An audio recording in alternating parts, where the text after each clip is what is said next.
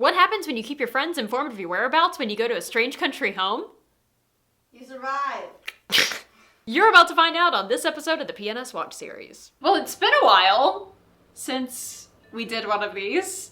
Not for a lack of trying. Today we're watching Get Out, which was released in 2017, and it was written and directed by Jordan Peele. It stars Daniel Kaluuya, Allison Williams, Bradley Whitford, and Catherine Keener, as well as Lakeith Stanfield. It's a very good movie. It was Jordan Peele's directorial debut. A lot of people didn't really know what to expect because... We all knew him from Key and Peele. Yeah, that's really it. And I mean, it's interesting to go back, of course, and watch this now, like having had Us just come out and The Twilight Zone has just come out with him hosting that. And of course, he's also going to be with Keegan-Michael Key in Toy Story 4. Right. I forgot. I have never seen Get Out. Paige hasn't seen it since she saw it in theaters. Yeah, I took my brother to see it because I just didn't want to be alone in the theater. But he really enjoyed it, and I wasn't sure that he was going to, given the subject matter and the fact that he's, you know, a white boy in America. But he liked it. Since it has been 2 years since this movie was released, we do know what happens. We do know the basic premise. Let's just start the movie. For the love of God, Universal, let me watch your movies. I don't care if we don't get money from The Wicker Man. I really just wish that people could watch us watch The Wicker Man. Is that Lakeith Stanfield? It is. A good portion of the movie makes a lot more sense. That car just turned around to follow him. Yes, it did. He's dead. But probably not, because he was right after the 4 major characters on the building, so he's probably not dead. It's very hard to respond to that without... It's okay. You don't have to tell me. It's okay. Oh, he's a photographer. Yes, he is. That is integral to the whole movie. I know enough about the movie to not trust her! Yeah. There's already a level to which I'm not going to be able to, like, watch it as Jordan Peele intended for me to watch it the first time, because I know that Allison Williams' character turns out to be in on it. Right. And is evil. Sure, that's fair. Do they know I'm black? No. Like, considering if I should count how many times she lies. Dancing looking at us this weekend. Remember, no human food. He's got IBS. He's got IBS. He's a good dog parent. Right. What the It was a deer. That's all? It's also interesting of him to decide to go and look for it. The cop stops them, and she puts on this performative woke performance, but she does it because she doesn't want a paper trail following him. The cop may be looking for his ID because he sees a black man. He's in an area where black men have been disappearing. And then if he happened to disappear in that area, he could be like, I saw that guy. Yeah. I don't know where this is, but like, people have big houses. Her dad's a brain surgeon. Oh, well, of course he is. Yeah. We actually had a deer. She made it sound like it was like, oh, this chill thing. Like, we saw some deer on the side of the road and then we hit one. Catherine Keener, who of course was in The Incredibles 2 as Evil Endeavor. As Evelyn Dever. Her name literally is Evil Endeavor. What's her brother's name? Lars. I think his name is Businessin. This house has a color theme and it's yellow and brown. The garbage goes under the sink. He says things really weird. To be fair, white suburban dads will do that. White family, black servants. It's a total cliche. I've never had a maid or a cook, so servant sounds so weird now in the 21st century. I would have voted for Obama for a 3rd term if I could. Oh my god! She did warn him. What is he mowing? There's no grass to cut! Keep them close to us. You know they're still with us. Uh-oh.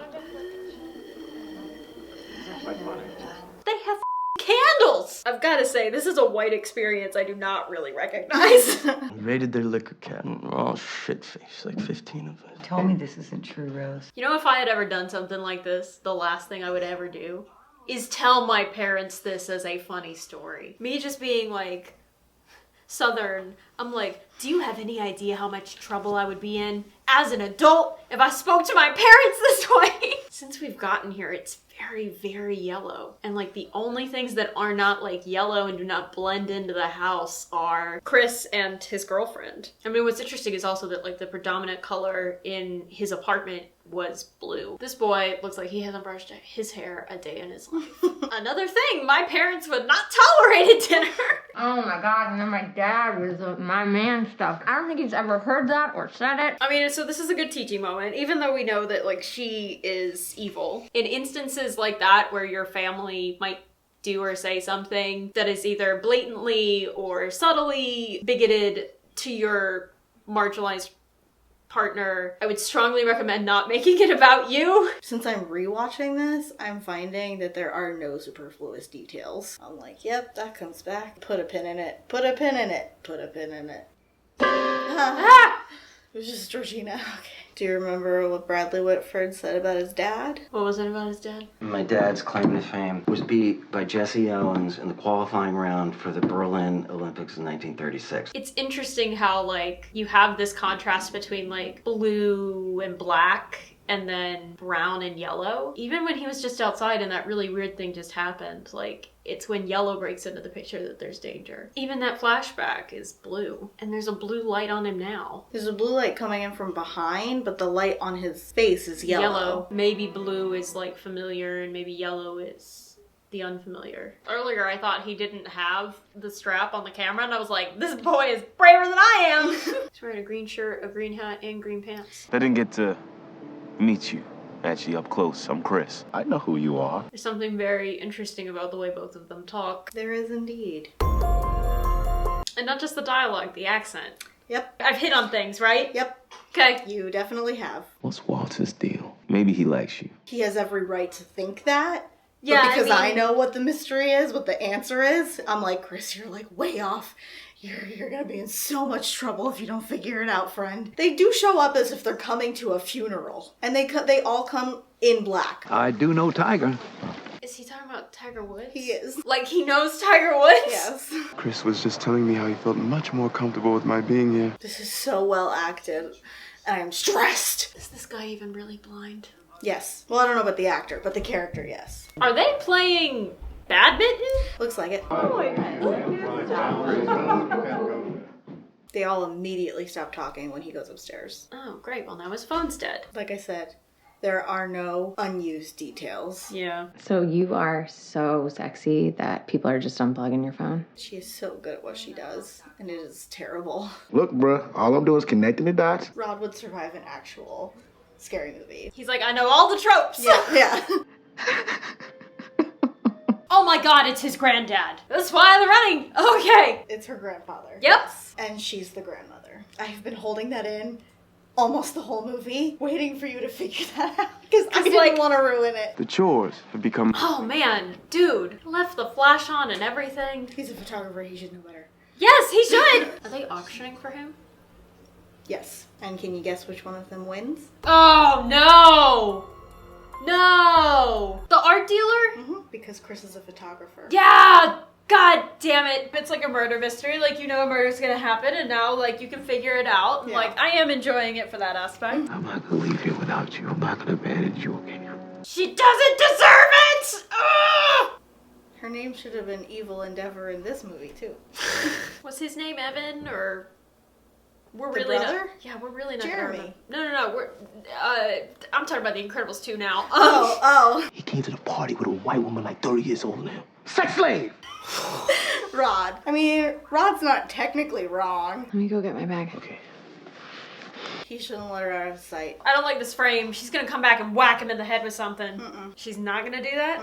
She's worse? Chris, no. No! Why would she print some of these out? Yeah, I wouldn't date white women either. Thank God. He was communicating with someone this whole time. What is your purpose? This feels like a loaded question. They made a promotional video. We could both be part of something greater. Nothing that you could possibly be doing would make what you're doing okay. Something perfect. Listen, friend, it's not perfect. He watched both Georgiana and Logan Like, break. My boy Chris has been missing for 2 days. He left on Friday with his girlfriend, Rose Armitage. Rod would survive a horror movie. So I do all my research, because as a TSA agent, you guys are detectives. Same training. All I know is they already got 2 brothers we know. That's the thing that saves Chris, is that they know Dre. He's like, great, more movies. So you won't be gone. You'll live in The sunken place. So they're not dead. They can be brought back. Yes, they're just not ever going to be the same. I could give a shit what color you are. You still participated in this extremely racist auction. The grandfather started this, and they choose black people specifically because he was beaten by Jesse Owens. I mean, there's also the implication of the stereotype that black people are better bigger, at sports, stronger, better at athletic activities. And now it's blue.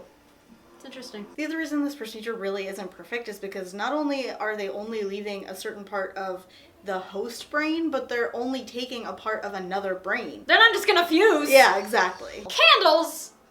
Why? It's for the aesthetic. Yeah. The house is much more coolly lit. It is nighttime out, but it's very noticeably less yellow. I just realized. Okay, where's Rose? Oh my god! Peele tells stories about, what lengths people will go to survive. The wrangling method! Oh my god! He's that guy at the beginning. Because earlier I was thinking, what did he mean by... Jeremy's wrangling method sounds way less pleasant. Because I was thinking, he just goes out and finds people. I loved that anecdote of, this has some hidden meaning. He's like, yeah, the meaning is that she's weird. Those pictures weren't up there before. Oh, God. Oh, it's just a rifle. I mean, what's the point, honey? This thing's over. Well, they can't let him escape. He knows what they I did. know. Nice. Let me do it. His voice isn't the same. So it's stupid that she let him have it. Yeah. I'm so sorry. No, you're not. Shut up! Yeah, when I saw this in theaters, I was like, he's like, oh, he's no, like, great. But it's just Rod. What are you gonna say, Rod? I mean, I told you not to go in that house. Oh my god! Rod would survive in a horror film. I'm T.S. Mother A. Consider this situation.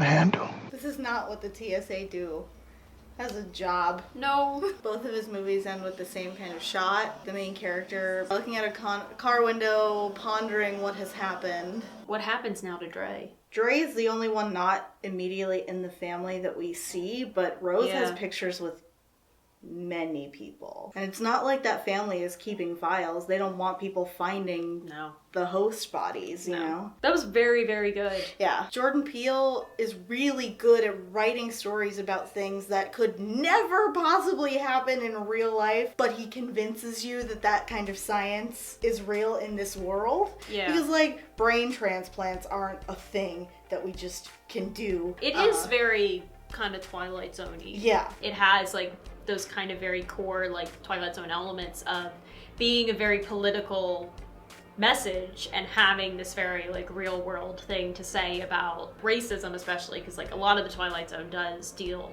pretty blatantly with, racism. You have that, but you also have the science fiction element of it. Mm-hmm. It's impressive that he wrote this in a way that is so, gripping and compelling. Mm-hmm. I'm going to be very, very interested now to read especially more about the use of color, because I'm sure people much smarter than me about film have written about the use of color in this film and color coding. Something I liked a lot about it was that I'm very, very jumpy and very nervous. There weren't traditional jump scares of something leaps out, except for maybe the deer, that music cue that isn't quite a jump scare, but is a little bit because it's what your brain is kind of trained. The string cue you're talking about? Yeah, the string cue in the hallway. I think when Jeremy grabs him again from behind towards the end, I think that's a little bit just because of the way it's framed. I don't think there's anything that we can say about the nature of this film that many other black critics and writers have said before us about this history and tradition of